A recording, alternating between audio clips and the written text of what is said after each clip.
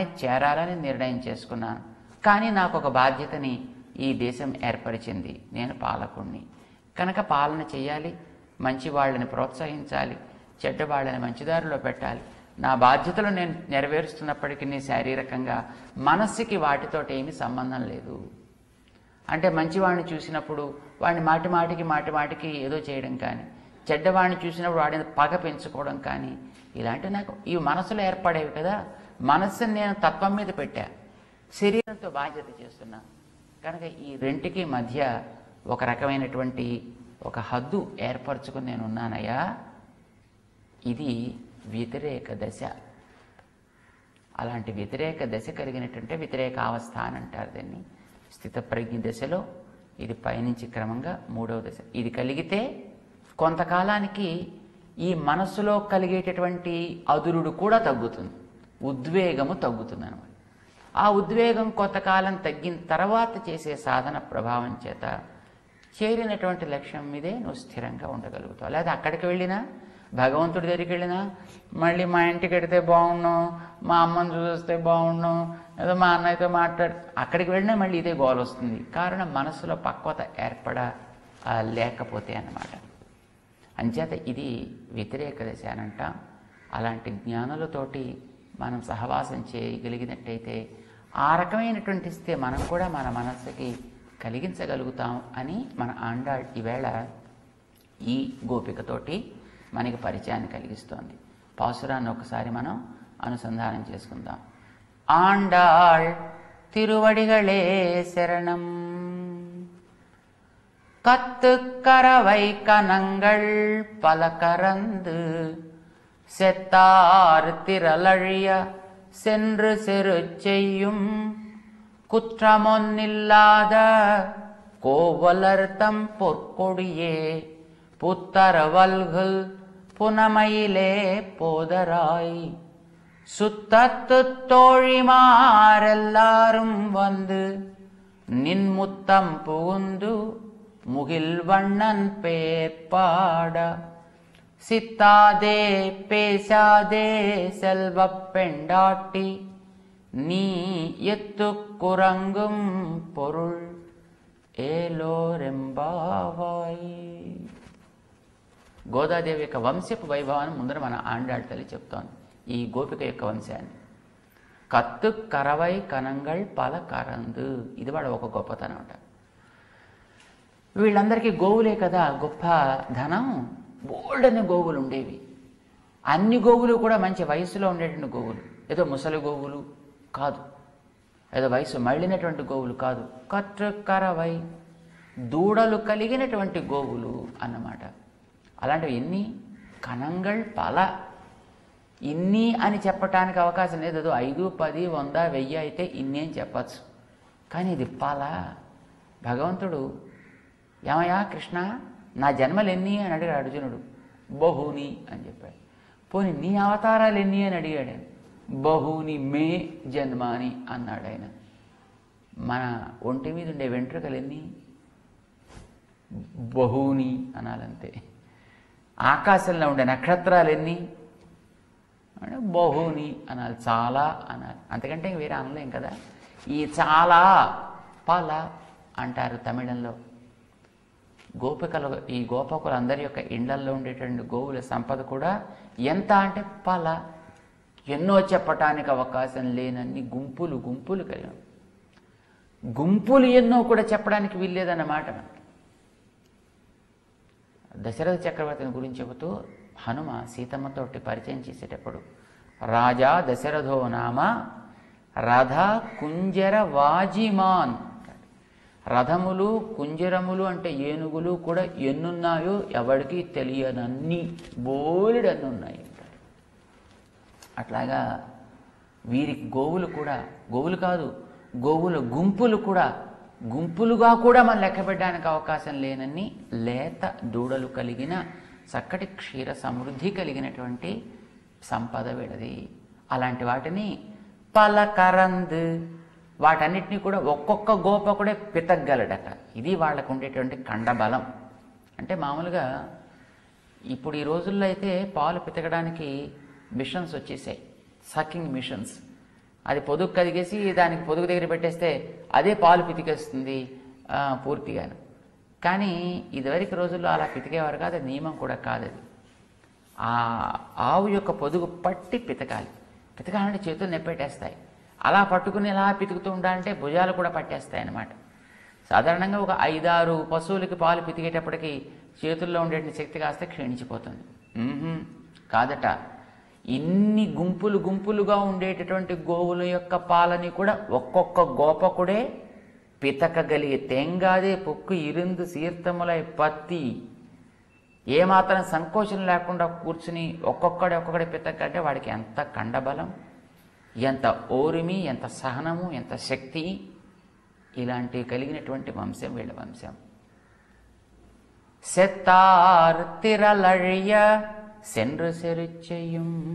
సెతార్ శత్రువుల యొక్క తిరల్ బలము అழிయా నశించేట్టుగా, సెండ్రు సెరిచెయ్యం వారి దగ్గరికే వెళ్ళి పోరాడగలిగేటటువంటి సాహసం పరాక్రమం వీళ్ళకున్నాయన్నమాట. వీళ్ళకి శత్రువులు ఉంటారా? వీళ్ళకంటూ దానికి ఎవరు శత్రువులు ఉండరు. మరి శత్రువుల యొక్క పరాక్రమాన్ని అనచడం ఏమిటి అంటే, ఎవరైతే కృష్ణుణ్ణి ద్వేషిస్తారో వాళ్లే గోపాలకి శత్రువులు. భగవంతుడికైనా అంతేనండి. భగవంతుడికంటూ శత్రువులు ఎవరు ఉండరు. కానీ తన భక్తులని ఎవరైతే హింసించాలి, ద్వేషించాలని అనుకుంటారో వాళ్ళనే భగవంతుడు తనకు శత్రువులుగా భావిస్తాడు తప్ప ఆయనకంటూ శత్రువులు ఎవరు ఉండరు. మనకి శత్రువులు ఎవరు ఉండరు. కానీ ఎవరైనా భగవంతుడిని మాట అంటే, భగవంతుడికి హాని కలిగిస్తే మాత్రం చూసి సహించగలిగేటటువంటి శక్తి ఉండదన్నమాట. కృష్ణుడికి హాని కలిగిస్తున్నాడు కనుక కంసుడు వీళ్ళకి శత్రువు అయ్యాడు. లేకపోతే వీళ్ళకి కంసుడికి శత్రుత్వం ఏమిటి కనుక? వీళ్ళ యొక్క బల పరాక్రమాలు ఎటువంటివంటే, శత్రువులుండే చోటికే వెళ్ళి వాళ్ళని కొట్ట. అభియాత ప్రహర్తాచ, వెళ్ళగలడు, వెళ్ళి వాయించగలడు కూడా. ఏదో వచ్చి మీద పడ్డ తర్వాత డిఫెన్స్గా వాడిని ఏదో అడ్డుకుని వాడిని పెద్ద అణచడం అనేది పెద్ద గొప్ప కాదండి. శత్రువు అనేటంటే వాడు తల ఎత్తకుండా తన పేరు చెబితేనే వాడు అక్కడే తన ఆయుధాన్ని వదిలిపెట్టి అణిగి ఉండేటట్టుగా చేయగలిగేది అది కదా పరాక్రమం. అది మన గోపకుల యొక్క వంశానికి ఉండే గొప్పతనం. ఇలాంటి వంశానికి చెందినవాడు కనుకనే శ్రీకృష్ణుడు వీళ్లకుండే బల పరాక్రమాల్లో కాస్త బల పరాక్రమం తనకు కూడా రావడం చేత వీళ్ల పెంపుదల వచ్చిన శక్తితోటి తానే కంసుడు వచ్చేదాకా చూస్తూ కూర్చోలే, కంసుడుండే చోటికి తానే వెళ్ళి కంసుడిని సంహరించాడు.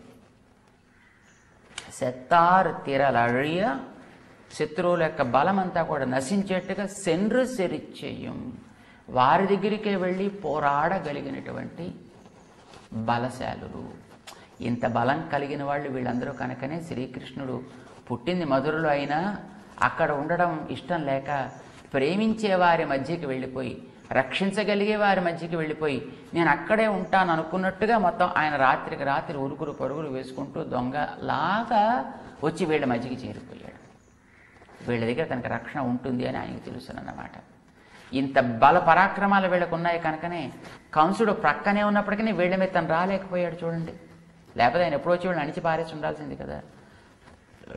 మొదట ఎక్కడ కృష్ణుడు ఉన్నాడో తెలియలేదు, కానీ పూతన సంహారం అయిన తర్వాత తెలిసింది ఫలానా చోట అని. మరి తర్వాత వెంటనే తనే రావాల్సిందే. పక్కన ఎంత దూరం? వీరుండే నందవ్రజానికి ఆ ప్రక్కన ఉండే మధురా నదికి మధ్యలో యమునా నది ఒకటే అడ్డు. సుమారు 7-8 మైళ్ళ దూరం ఉంటుందేమో. వస్తే ఇక్కడ మొత్తం వీళ్ళందరినీ గూడాన్ని చుట్టుముట్టేసి మొత్తం అందరినీ కూడా అణిచి పారవేసి ఉండాల్సింది. కానీ వీళ్ళంతా అంత చేతకాని వారు కారన్నమాట, బలపరాక్రమాలు అన్నమాట. అందుకే కంసుడు వీళ్ళ వైపు చూడటానికి కూడా సాహసించలేకపోయాడు. ఎవరు వీళ్ళని పంపించి వాళ్ళని పంపించి ఏదో రహస్యంగా కృష్ణుడు ఏదో చేయాలనుకున్నాడు తప్ప. సెత్తార్ తిరలழிయ సెండ్రు సెరుచెయ్యం, ఏమంటే తప్పు కాదండి. తన మీద కత్తెత్తకుండా వెళ్ళి వాళ్ళ మీద హింసించడం తప్పు కాదు. కాదు. కుత్రమొన్నిల్లాద కోవలర్ గోపకులు. వీళ్ళకి ఇలా చేసినప్పటికీ ఏ పాపము లేదు. కారణం ఏమిటంటే దుష్టతని అణచడం ఎప్పుడు కూడా పాపము అనరు. తెలియని వాళ్ళు ఎవరో కొంతమంది పాపం ఒక మాట అంటూ ఉంటారు. రామచంద్రుడు రావణాసురుని చంపిన తర్వాత బ్రహ్మహత్య దోషం వచ్చిందట, ఆ దోషం తొలగడానికి తర్వాత వచ్చాక ఏవో ఇవి అవి ప్రతిష్టలు చేసుకున్నట్ట అని. ఇది ఎక్కడ మనకి రామాయణంలో కనిపించదు. అది ధర్మానికి విరుద్ధం కూడా. రావణాసురుడు దుష్టుణ్ణి సంహరిస్తే రాముడికి దోషం రావడం ఏమిటి కనుక?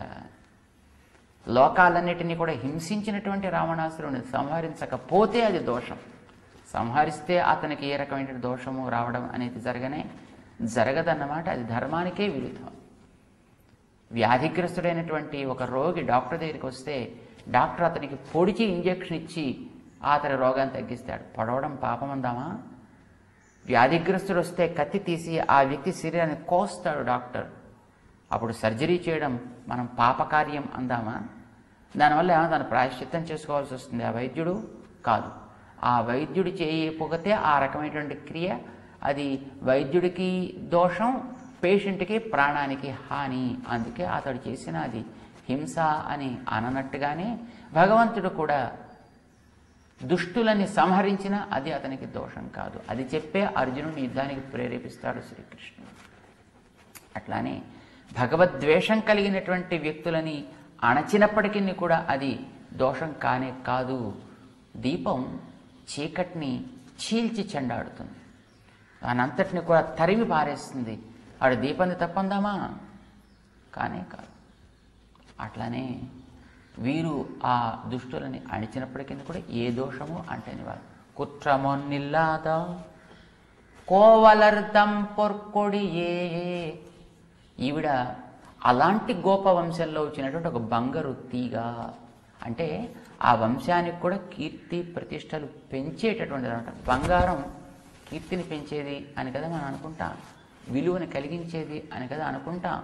అలాంటి గొప్ప ప్రపన్న వంశం భగవత్ సేవ కోసం, భగవంతుడికి వ్యతిరేకులైనటువంటి వారిని అణచగలిగే శక్తి కలిగినటువంటి ఒక గొప్ప సంపన్నురాలైనటువంటి ఈమె ఆ వంశానికి కూడా కీర్తిని కలిగించగలిగినటువంటి గొప్ప బంగారు తీగ.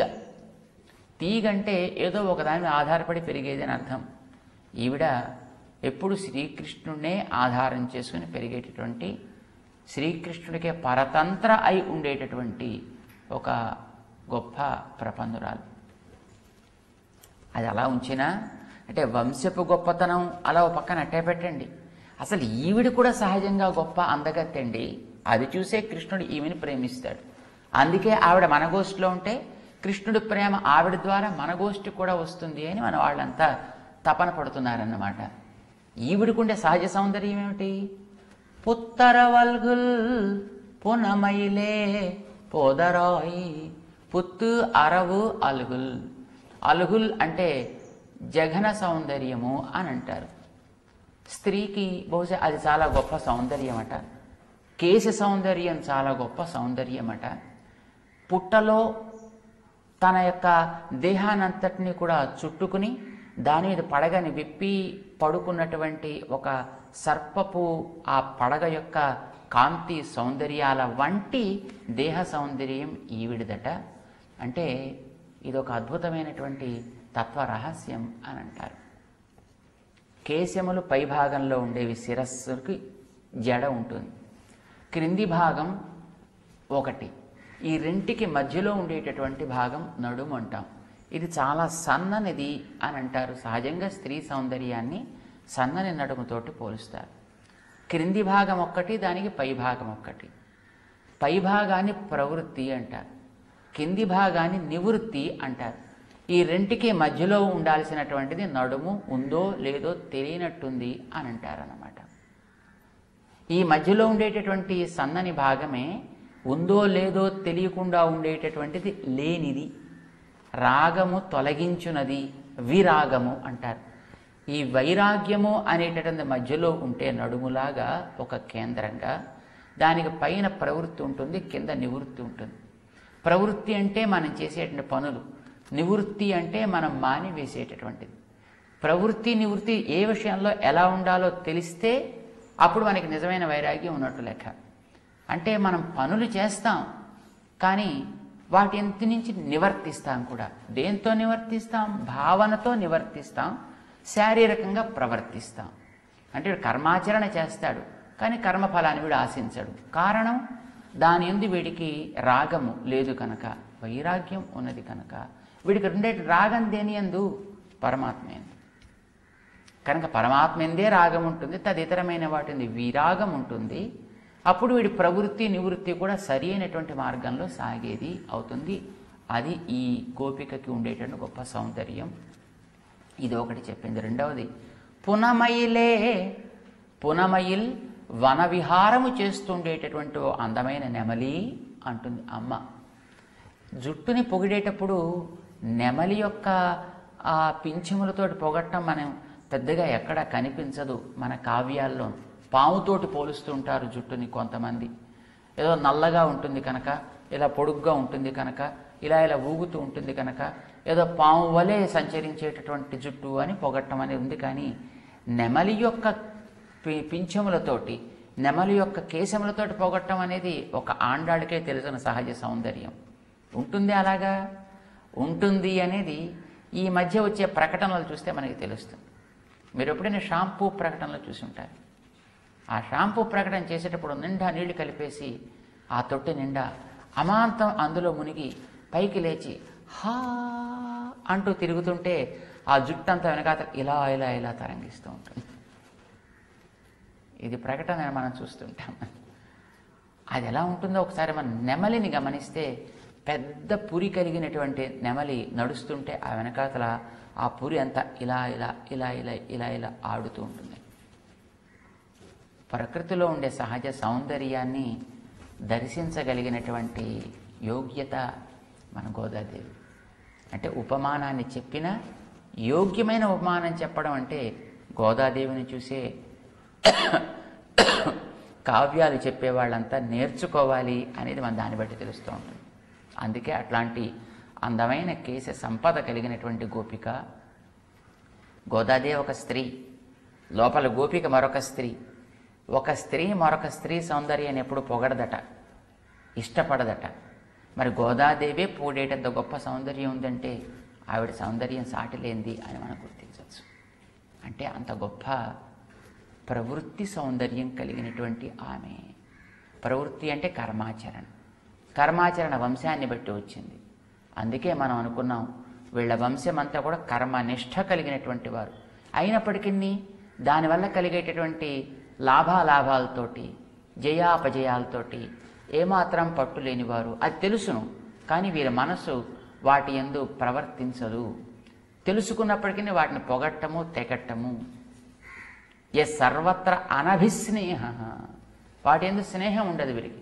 తత్తత్ ప్రాప్య, అది లభిస్తూ ఉంటుంది. శుభ అశుభం రెండు ఉంటాయి, కానీ నా అభినందతి నా ద్వేష్టి. మంచిని వాడు అభినందించడం కానీ, చెడుని వాడు ద్వేషించడం కానీ రెండూ ఉండవు. వాణ్ణి స్థితప్రజ్ఞుడు అంటారని చెప్తాడు.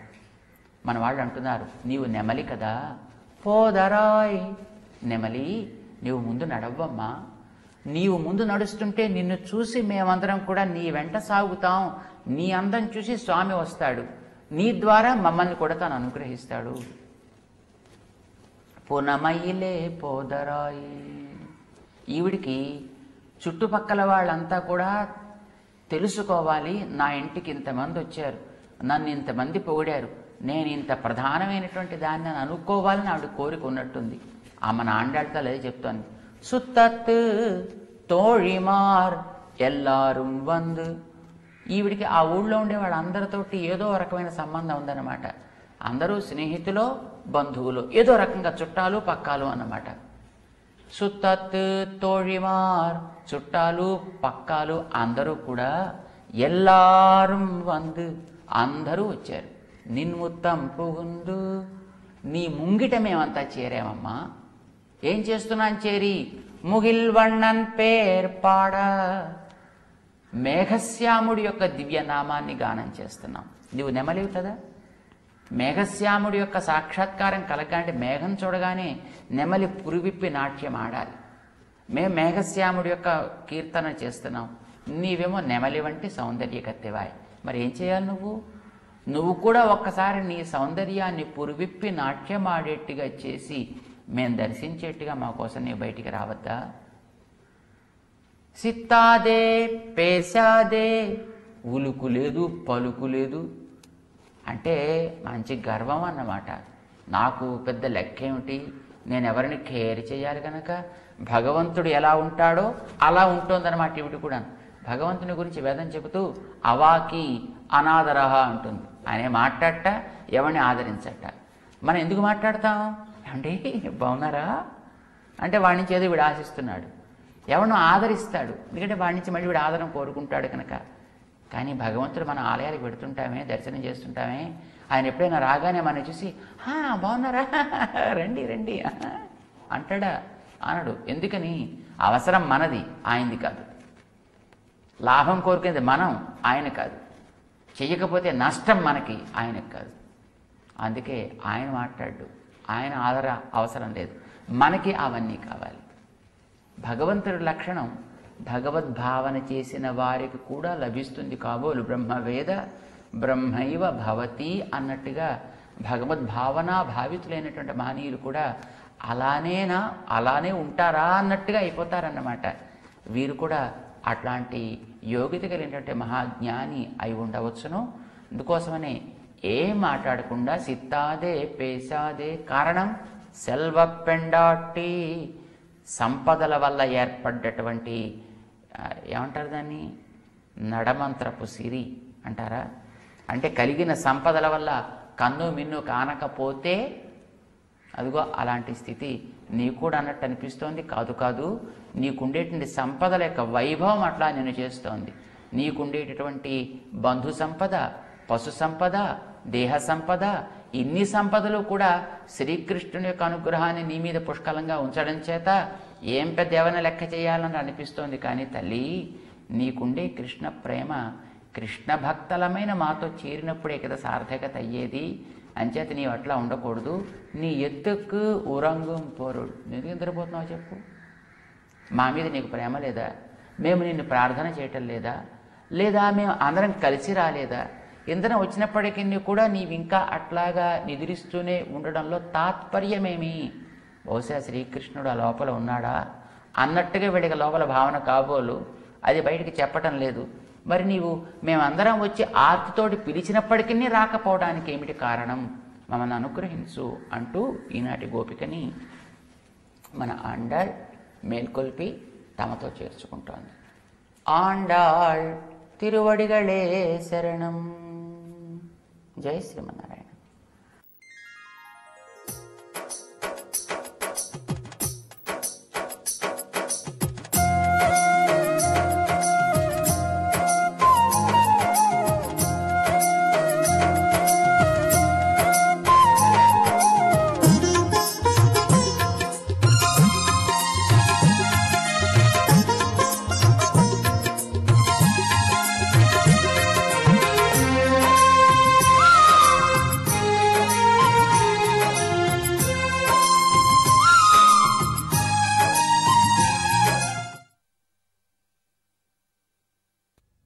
శబరిమలై సందీప అయ్యప్ప,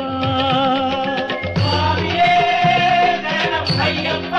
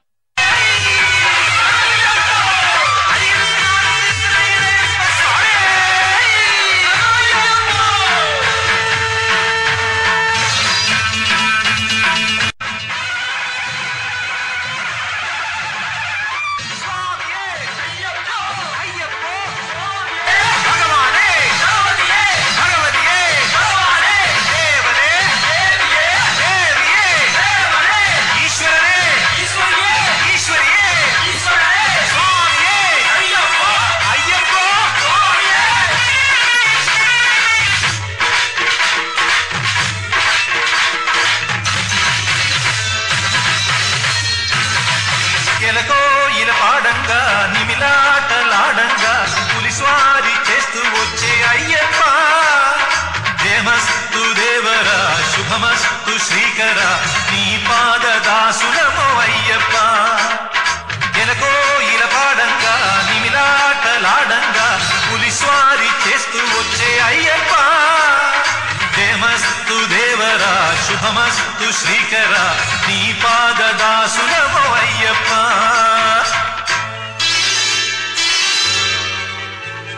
స్వామియే అయ్యప్పో అయ్యప్పో స్వామియే స్వామియే అయ్యప్పో అయ్యప్పో స్వామియే.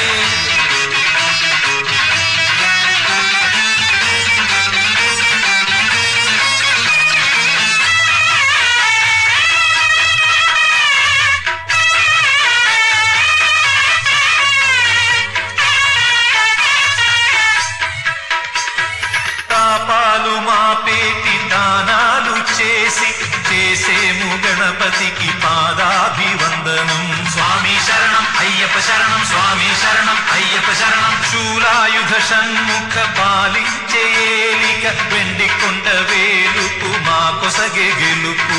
వెంకటగిరిపతి దీవెనలు సంకటములనే హరించు. మేం కొలిచే దైవాలు నీవారయ్యా. ఎలగో ఇలా పాడంగా నిమిలాటలాడంగా పులిస్వారి చేస్తూ వచ్చే అయ్యప్ప.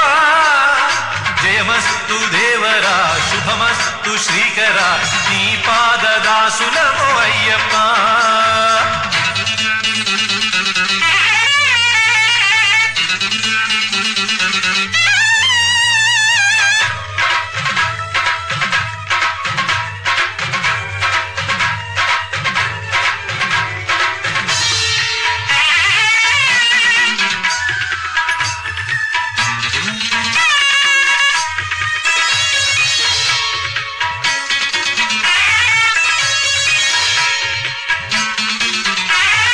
సుఖశారిక గీతాలే శరణాగతి వేడగా విచ్చినలతలే పుష్పాలై జల్లగా. స్వామి శరణం అయ్యప్ప శరణం స్వామి శరణం అయ్యప్ప శరణం. ఆధారభూతుడవే ఈ జగమునకు వేదాల సారమే నీ ప్రవచనము. కలియుగ దైవం నీవేనయ్య కనపడు దైవం నీవేనయ్య. దీనోద్ధారకుడవు శబరినాథ. ఎలగో ఇలా పాడంగా నిమిలాటలాడంగా పులిస్వారి చేస్తూ వచ్చే అయ్యప్ప. జయమస్తు దేవరా శుభమస్తు శ్రీకరా నీ పాదదాసులమో అయ్యప్ప. ఎలగో ఇలా పాడంగా నిమిలాటలాడంగా పులిస్వారి చేస్తూ వచ్చే అయ్యప్ప. జయమస్తు దేవరా శుభమస్తు శ్రీకరా నీ పాదదాసులమో అయ్యప్ప. స్వామి శరణం అయ్యప్ప శరణం స్వామి శరణం అయ్యప్ప శరణం స్వామి శరణం అయ్యప్ప శరణం స్వామి శరణం అయ్యప్ప శరణం.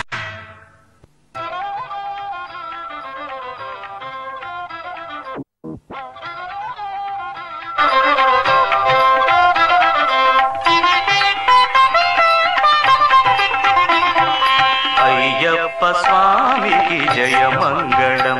మా మణికంఠ స్వామికి శుభమంగళం. జయమంగళం నిత్య శుభమంగళం. అభిషేక ప్రియునకు జయమంగళం.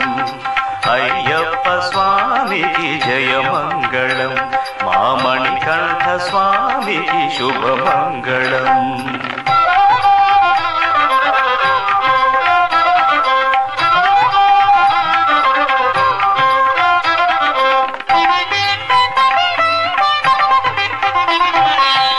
శబరిమలలో శుభములీయగ వెలసిన వేపునకు.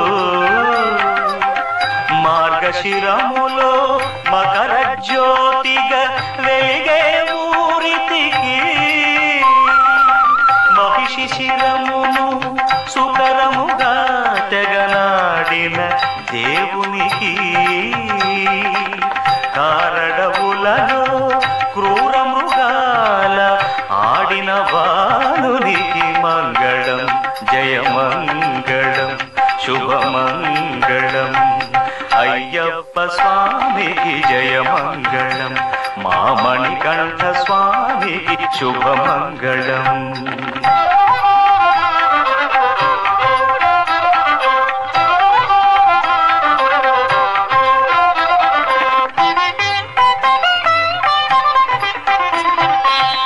దేవకార్యం తీర్చవచ్చిన హరిహర తనయునకు.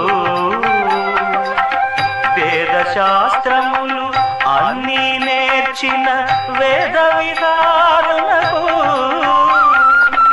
ఇడుముడి పొడు